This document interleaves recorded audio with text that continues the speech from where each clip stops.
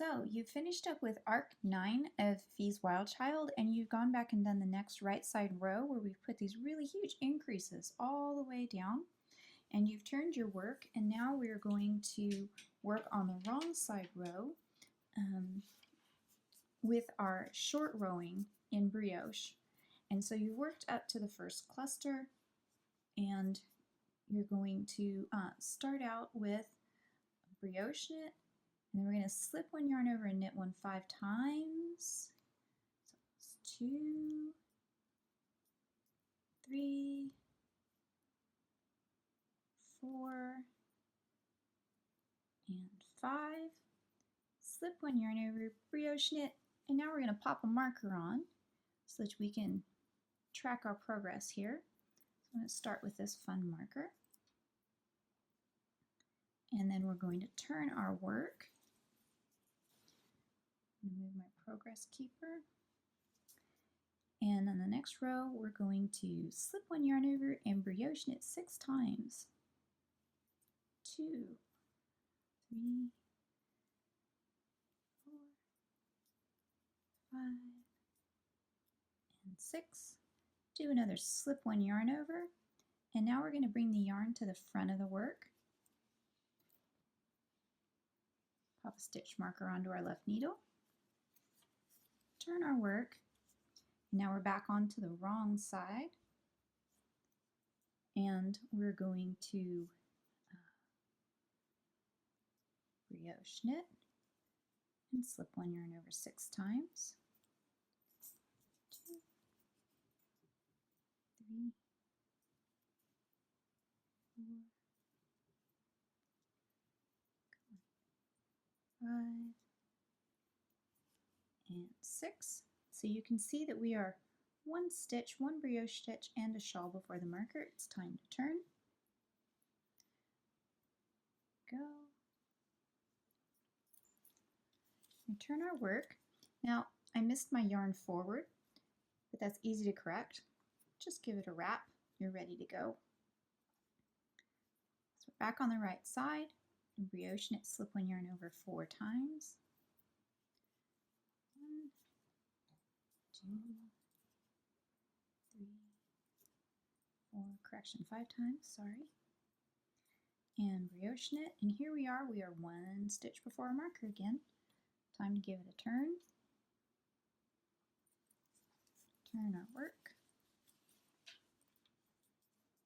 I'm going to start out with a slip one yarn over and brioche knit. We're going to do that 5 times.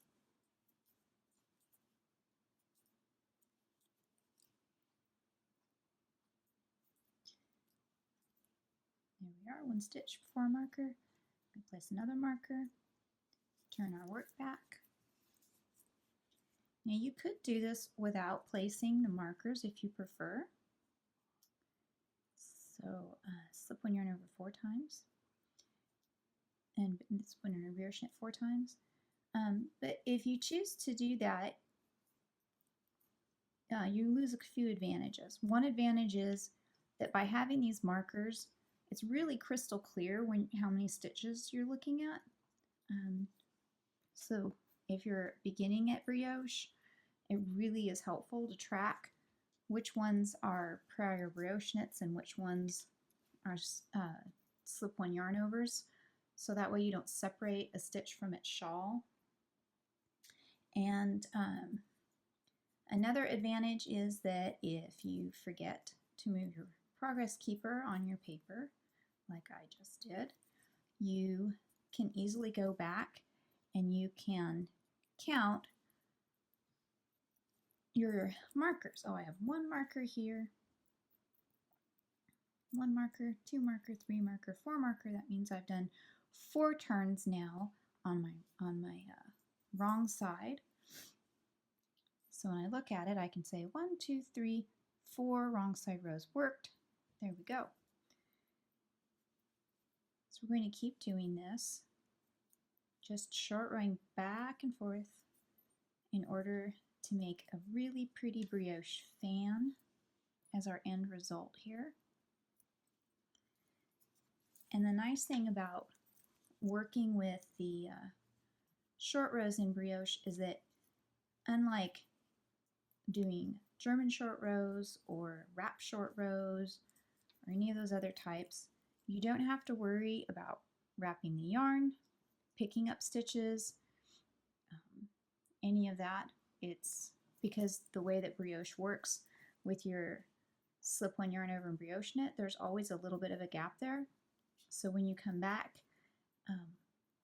over these sections, you won't even see the gaps that we're creating with the short rows right now. They'll look like they meshed right in with your regular brioche knitting that you've been doing on your beautiful shawl. So, miss that yarn over, there we go. So there we are, we're almost done. One.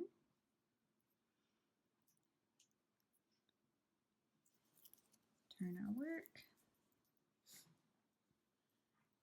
Brioche knit, slip one yarn over, brioche knit, we're at our one stitch.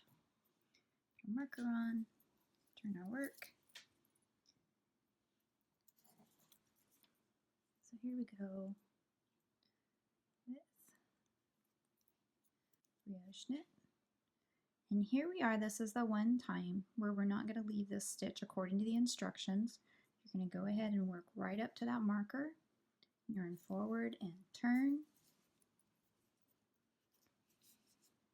And now we're going to work this right side with the brioche knit, slip one yarn over, brioche knit.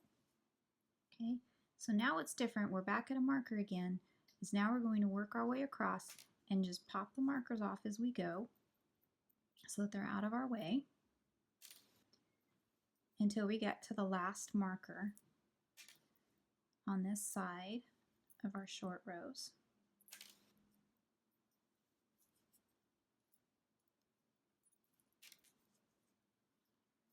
There we are, we're at the last one.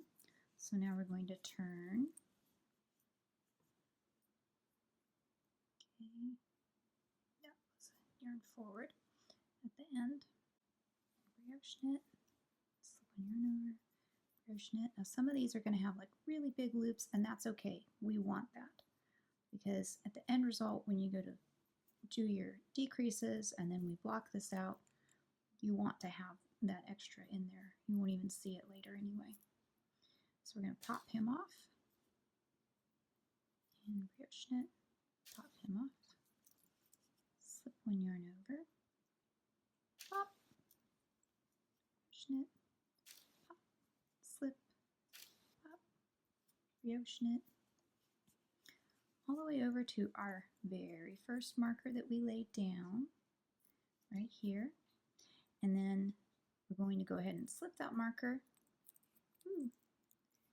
over, and then we'll continue and work over to the next cluster according to the directions.